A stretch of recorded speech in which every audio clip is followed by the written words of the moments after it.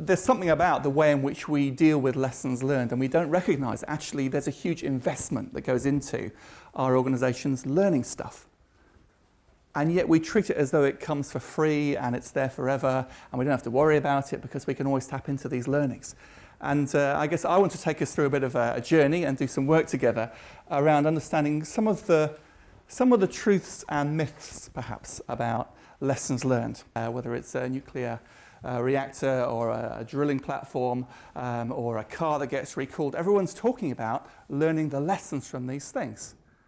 But what are these lessons and what do they look like? Because I'm suspicious that lessons learned are kind of the Higgs boson particle of knowledge management, that we know they have to exist because everybody talks about them, but nobody can ever really put their finger on them. You see glimpses of them going by here and there. There is a danger for us, I would say, in terms of if our knowledge strategies say nothing about learning, is there a danger, perhaps, I would venture to suggest, that actually we have a social media strategy or a content management strategy. And maybe we're in danger of lacking something distinctive and holistic and that ties right back to the things our organisations do that create value that we need to learn from. We need to prevent ourselves repeating failures. We need to ensure we can repeat successes. And often our KM strategies don't pay attention to that.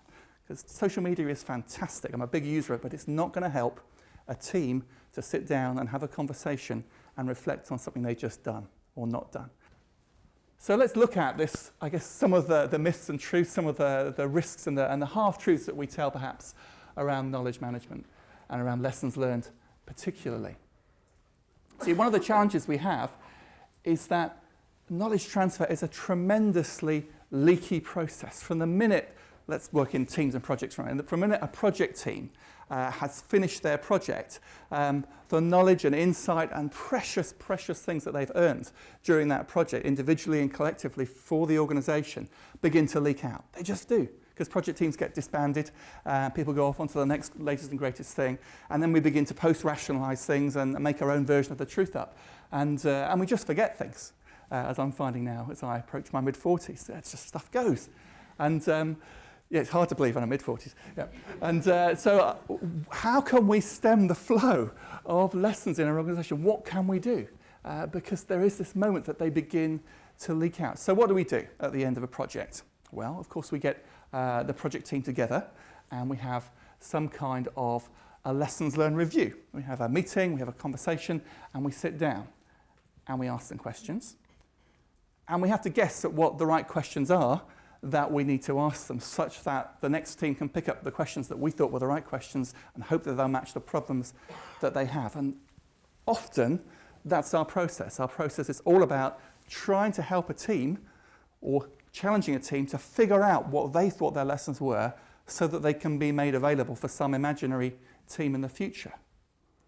And I've never seen that work very well. What does work well is where you can connect directly the supply and the demand. And that's why techniques like baton passing, techniques like peer assists, any technique that brings together supply and demand of knowledge around a conversation in a culture of honesty and trust is a far more effective way than trying to challenge a team to figure out what their lessons were and then do something to capture those lessons. Because we can never know what the right questions are. And you can't ask a document a question later on. You can ask a person a question and interact with that. So there's a limit to what we can do if we have to figure out what the questions are for ourselves. So we lose more knowledge because we never ask ourselves the right questions, because there are things we take for granted. There are rules of thumb and assumptions that we make as professionals that we would never know we did unless somebody said, hang on a minute, how did you get from A to C? I missed that middle bit. And then when we're asked to think about it, it helps us figure out there's actually a B step that we would never have written down and we would never have even asked ourselves the question about. So there's something about the questions. So what do we do after our questions? We've had our project review, and some poor soul has written up lots of flip charts, and we end up with a document. If we've done it in the baton passing peer assist way, the people with the need have gone away with a list of actions and contacts and connections, and that's good news. But all too often we end up with a meeting and a bunch of flip charts. And we kind of say sometimes, well, we've captured the knowledge from that project. And my sense is that when we capture knowledge as information, which is what it is, when we capture it, it becomes information, we kill it. Now, dead butterflies still look nice, and you can still study them, and you can still learn a lot about them, but they're not half as engaging as the ones that are still alive. And when we capture knowledge, when we write it down, however we choose to do that, we are taking the life out of it.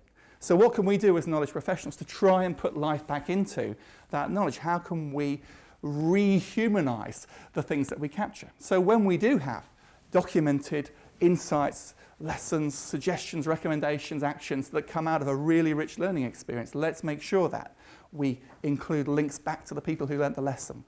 We include as much of the body language, tone of voice, everything else we can tap into. So using a rich set of media such that we try and retain some of that extra context, but recognise it's a lossy process. It's a salvage exercise. When we write stuff down, we're trying to write down stuff, not that someone will take this as totality and act upon it, but that it's an advertisement for a conversation that I now need to have with this person who I can see, I can hear, I can spot the name, there's follow-up information, I know what they were about, I know what role they played in the project, I can see a picture of them. Do you know what I mean? We're trying to bring back the connection between the knowledge or the information that's come from that and the person, the source from whom it came, such that I can go back to the source rather than relying on some pale imitation, some dead butterfly collection that we often focus on, even though they look great. And even though they're easy things to sell to senior management teams and they're easy things to justify SharePoint investments for, they don't tell the whole story. So just beware, I would say, of creating too many dead butterfly collections, great though they look. So we have our knowledge captured in some system. The next thing we do is to put it somewhere. And that's another challenge, because sometimes we believe that by storing it somewhere, it's the same as sharing it. And it's not. It's just not hiding it. And often in our organisations, putting a lesson learned or a really rich document somewhere into the information architecture is pretty much as well as putting a needle into a haystack, because they are hard to find. And that's if people have the will to go and search for them. So often our information architecture, when we've got this far through the learning process, still doesn't help us because we have that awful folder called lessons learned that we expect someone to find and figure out and make some sense of and look at and figure out what difference they can make to their project. It's a big ask, I would say.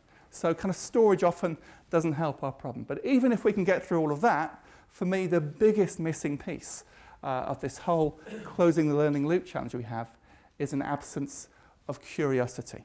Because I can have the most wonderful, richly designed way of displaying and capturing and codifying the knowledge that's come out. I can retain all of the links to individuals and sources. I can include multimedia and connections. And I can structure it and consolidate it around the topics that matter rather than just generic lessons learned. I can have lessons around these kind of small projects. Lessons come from negotiation. So I can do lots to structure it. But if no one's curious enough to go and figure out and find out what's there, then it is a wasted effort. There is something about recognising how do we create the demand for these things rather than just focusing our knowledge management efforts on making the supply effective.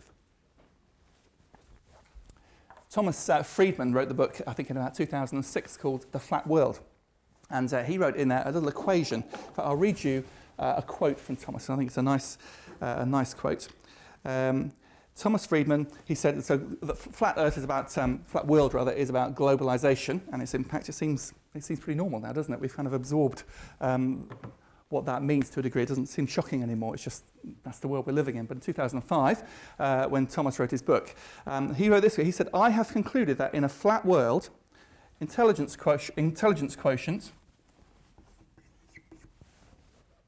still matters, but CQ and PQ